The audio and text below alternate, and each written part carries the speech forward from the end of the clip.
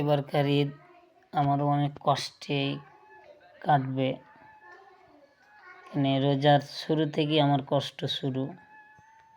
জানি না আল্লাহ ভাগ্যে কী লিখে রেখেছিল, তাই বুঝি আজ ভাগ্যে সেটাই পেয়েছি।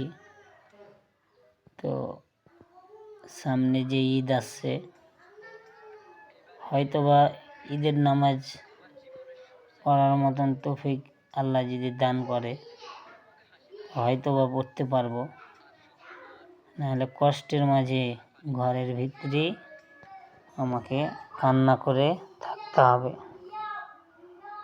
বর্তমান আমি আমার লাইফে জীবনের প্রথম হুঁশ হওয়ার পরে আমি রোজা এবারই রাখতে পারলাম না। আল্লাহ হয়তোবা রাখার মতন তৌফিক দান দেয় নাই, হয়তোবা আল্লাহ পরে দিয়াই। আল্লাহ যা করে ভালোর জন্য করে। অনেক কষ্ট পেয়েছি, কষ্টর মাঝেও অনেক সুখ। আল্লাহর কাছে দোয়া করি সামনে যে ঈদ আসছে যেন ঈদটা আনন্দভাবে উৎসব করে পালন করতে পারি।